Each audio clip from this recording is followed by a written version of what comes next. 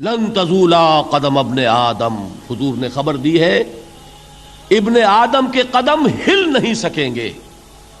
جیسے مجرم کھڑا ہوتا ہے کٹہرے کے اندر، اس کٹہرے میں سے ہل نہیں سکو گے حتی یسأل عن خمس، جب تک کہ 5 چیزوں کا حساب نہ لے لیا جائے. وہ 5 چیزیں کیا ہیں؟ کان کھول کر سنیے. عن عمرہ فیما افناہ، عمر کا حساب دو، یہ 80 برس اور 70 برس ہم نے تمہیں دنیا میں دیے، کہاں ضائع کیے. وعن شبابہ فیما ابلاہ، اور خاص طور پر جوانی کا دور، امنگوں کے دن، ولولے ہوتے ہیں، قوت ہوتی ہے، توانائی ہوتی ہے، آدمی چلتے ہوئے زمین پر پاؤں مارتا ہے، قوت جو ہے وہ اپنا اظہار چاہتی ہے. یہ جوانی کہاں گلائی؟ حساب دو، ایک ایک لمحے کا حساب دو. وَعَن مَالِهِ مِنْ أَيْنَ اكْتَسَبَهُ وَفِيمَا أَنْفَقَهُ، ایک ایک پائی کا حساب دو، مال کا کہاں سے کمایا تھا، حلال سے کہ حرام سے، اور کہاں خرچ کیا تھا، گل چھروں میں، عیاشیوں میں، یا نیکی کے کاموں میں، ادائے حقوق میں، اللہ کے دین کے لیے. 4 سوال ہو گئے. 2 زندگی کے بارے میں، ایک زندگی پوری بحیثیت مجموعی کہاں کس کام میں لگائی، اور خاص طور پر شباب کا دور کہاں لگایا. 2 سوال مال کے بارے میں، کمایا کہاں سے، حلال سے کہ حرام سے، جائز سے کہ ناجائز سے، خرچ کہاں کیا. اور آخری سوال وعما عمل فیما علم، جو علم حاصل کیا تھا اس میں عمل کتنا کیا. علم کے انبار لگاتے چلے گئے اور عمل کے آغاز کی بھی نوبت نہ آئی. یہ علم جو ہے یہ اس روز سب سے بڑا وبال بن جائے گا انسان. اتنا علم اور عمل کچھ نہیں، بجائے کہ کریڈٹ کا ذریعہ بنے یہ الٹا ڈیبٹ کا کھاتا بن جائے گا. یہ جواب دہی کا احساس ہے کہ جس کی وجہ سے انسان کی ٹریجڈی جو ہے وہ دوہری ہے. کوئی حیوان اتنے بوجھ تلے نہیں، مشقت کی، محنت کی، اس زندگی میں ختم ہوئے، اس کے بعد کوئی محاسبہ نہیں. اس کو بھی غالب نے خوب کہا ہے کہ اب تو گھبرا کے یہ کہتے ہیں کہ مر جائیں گے، اور مر کے بھی چین نہ پایا تو کدھر جائیں گے. یہ ہے وہ ہیومن ٹریجڈی. اب میں آپ کو توجہ دلانا چاہتا ہوں، ایک تو گوتم بدھ کا فلسفہ، اس کے فلسفے کا مین تھیم یہ ہے سروم دکھم، آل از پین، آل از سفرنگ. اور اس نے جو بھی اپنی محنت کی یہ تو اللہ ہی بہتر جانتا ہے کہ اسے بعد میں ملا کیا اور کیا نہیں ملا.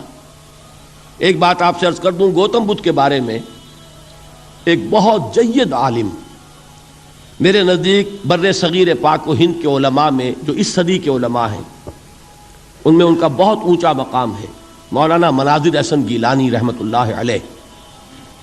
گیلان قصبہ ہے ایک بہار کا، وہاں کے رہنے والے تھے. ان کی زندگی زیادہ گزری حیدرآباد دکن میں، عثمانیہ یونیورسٹی میں استاد رہے. انہوں نے گوتم بدھ کے بارے میں یہ لکھا ہے کہ میرا یہ گمان ہے کہ وہ بھی اللہ کے نبی تھے، اور اس کی دلیل دی ہے. قرآن مجید میں ایک رسول کا ذکر آتا ہے، ذل کفل، اور یہ ذل کفل وہ ہے جس کے بارے میں ہمیں کچھ پتہ نہیں. قرآن مجید میں بھی ایک جگہ ذکر آیا ہے. نمبر 2 یہ کہ کسی حدیث میں اس کی کوئی ہمیں وضاحت نہیں ملتی، نہ حضور سے پوچھا گیا نہ حضور نے اس کی وضاحت فرمائی. اب یہ ذل کفل ہے کون؟ تورات میں جو نبیوں کے نام آتے ہیں ان میں سے کسی نبی کا نام ذل کفل کے آس پاس نہیں بنتا کہ یہ سمجھا جائے کہ یہ اس نام کی بگڑی ہوئی یا بدلی ہوئی شکل بن گئی ہے. تو انہوں نے جو کہا ہے وہ بات وزنی معلوم ہوتی ہے اس اعتبار سے کہ کپل وستو، کپل پے جو ہے وہ عربی میں ہے نہیں، وہ فے بنتی ہے. تو ذل کفل کے معنی کفل والا، اور یہ کفل جو ہے کپل، کپل والا، جس کو ہم کہتے ہیں کپل وستو کا شہزادہ. تو انہوں نے یہ کہا ہے کہ گوتم بدھ کے بارے میں یہ خیال، یہ میں عرض کر دوں کہ اس کو ہم یقین سے نہیں کہہ سکتے، یہ ان کا گمان ہے، خیال ہے، واللہ عالم کہیں گے ہم، لیکن امکان ضرور موجود ہے. قرآن کہتا ہے وَلِكُلِّ قَوْمٍ ہاد، ہم نے ہر قوم میں ہادی بھیجے. وَإِن مِّن قَرْيَةٍ إِلَّا خَلَا فِيهَا نَذِيرٌ، کوئی بستی ایسی نہیں دنیا میں جس میں کوئی نہ کوئی خبردار کرنے والا نہ آیا ہو. تو یہ ممکن نہیں ہے کہ وہاں نبی نہ آئے ہوں، لیکن ان کی تعلیمات اتنی بدل گئی ہیں کہ ہم ان کو پہچان نہیں سکتے. حضرت مسیح علیہ السلام کی تعلیمات اگر عیسائیوں سے ہم سمجھیں تو کبھی بھی انہیں اللہ کا نبی نہیں مان سکتے. یہ تو قرآن مجید نے آ کر حضرت مسیح علیہ الصلوۃ والسلام کی اصل حقیقت ہمیں بتائی، ورنہ تو خدا کا بیٹا ثالث و ثلاثہ ان کو کیسے ہم مانتے؟ لیکن یہ کہ قرآن نے بتایا تو جان لیجئے ہو سکتا ہے کہ گوتم بدھ بھی اللہ کے نبی ہوں، لیکن ہو سکتا ہے کہ درجے میں کہیں گے، یقین سے نہیں کہیں۔ بہرحال گوتم بدھ نے اس دکھ، رنج، صدمہ، غم جو انسان کا مقدر ہے اس کا مشاہدہ کیا، اور پھر تپسیائیں کی، علم حاصل کیا، رشیوں منوں کے پاس گیا، اس نے کوشش کی کہ معلوم ہو سیلویشن کا راستہ کون سا ہے، اس دکھ سے نجات پانے کی کوئی سبیل بھی ہے کہ نہیں، اس غم سے، اس نجات سے، اس اندوہ سے انسان کسی طریقے سے چھوٹ سکتا ہے یا نہیں۔ اسی کو سیلویشن کہتے ہیں انگریزی میں، اسی کو ہندی میں نروان کہتے ہیں، اسی کو عربی میں نجات کہتے ہیں۔ ان نجات معلقۃ بمجموع هذه الاشیاء، میں نے امام رازی رحمۃ اللہ علیہ کے الفاظ میں آپ کو وہ لفظ بتایا، نجات کی راہ۔ اچھا، جدید فلسفوں میں جن حضرات کو دلچسپی کی بات ہے انہی کے بارے میں یہ عرض کر رہا ہوں۔ جدید فلسفوں میں بھی ایک فلسفہ ہے وجودیت، ایگزسٹانشلزم۔ آپ نے نام سنا ہوگا سارترے، یہ فرینچ فلاسفر، اور اس وقت دنیا میں جو نوجوان نسل ہے وہ بہت زیادہ متاثر ہوئی ہے سارترے کے فلسفے سے۔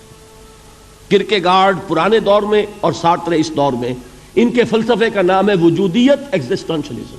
اس کا مرکزی خیال بھی یہی ہے، انسان کے لیے دکھ ہی دکھ ہے، صدمہ ہی صدمہ ہے، رنج ہی رنج ہے۔ صرف یہ ہے کہ کچھ حساس لوگ ہوتے ہیں وہ صدمے کو زیادہ محسوس کرتے ہیں، کچھ ذرا ان کی حس جو ہے وہ کچھ ڈل ہو جاتی ہے، کند ہو جاتی ہے۔ وہ جو غالب کا شعر میں نے آپ کو سنایا کہ مشکلیں اتنی پڑی مجھ پر کہ آساں ہو گئی، ورنہ یہ ہے کہ انسان سوچے تو دکھ ہے۔ اب یہ دکھ جو ہے اس سے نجات کا کوئی راستہ بھی ہے کہ نہیں، یہ کوسچن مارک ہے، جس کا جواب ہے تیسری آیت میں اِلَّا الَّذِينَ آمَنُوا وَعَمِلُوا الصَّالِحَاتِ وَتَوَاصَوْا بِالْحَقِّ وَتَوَاصَوْا بِالصَّبْرِ۔ جو ایک نا امیدی کی کیفیت طاری ہوتی ہے، وَالْعَصْرِ إِنَّ الْإِنسَانَ لَفِي خُسْرٍ، زمانے کی قسم ہے تمام انسان برباد ہونے والے ہیں، تباہی میں ہیں، گھاٹے میں ہیں، ٹوٹے میں ہیں۔ اس سے جو ایک مایوس کن صورتحال سامنے آتی ہے، اس مایوسی سے نجات دلانے والی آیت ہے تیسری آیت۔ ایک راستہ ہے، یہ امید کی کرن ہے، تباہی سے بچ سکتے ہو، ابدی بربادی وہ بربادی۔ یہاں تو یہ ہے کہ ہم نے مشقتیں اٹھا لیں، فاقے جھیل لیے، تکلیفیں برداشت کر لیں، صدمے برداشت کر لیے، لیکن موت آئی، اس کا خاتمہ ہو گیا۔ لیکن اس کے بعد اگر خدا نہ خواستہ جہنم میں جھونک دیے گئے، وہ ابد الآباد تک کی، وہ ہمیشہ ہمیشہ کی جلن۔ قرآن کہتا ہے کہ اگر ایک کھال جل جائے گی، جھلس جائے گی، اللہ اور کھال دے دے گا۔ دیکھیے یہ بھی جدید دور میں آپ کو معلوم ہوگا، بورس بکائی نے جو کتاب لکھی ہے دی فرینچ سرجن، اس نے ثابت کیا ہے کہ قرآن مجید نے جتنے نیچرل فینومینا کا حوالہ دیا ہے وہ بالکل سائنس کے مطابق ہے۔ آج ہمیں یہ معلوم ہے کہ حس جو ہے وہ صرف کھال میں ہوتی ہے، کھال حساس ہوتی ہے، کھال اتر جائے نیچے جو ہے گوشت جلے گا، آپ کو تکلیف نہیں ہوگی۔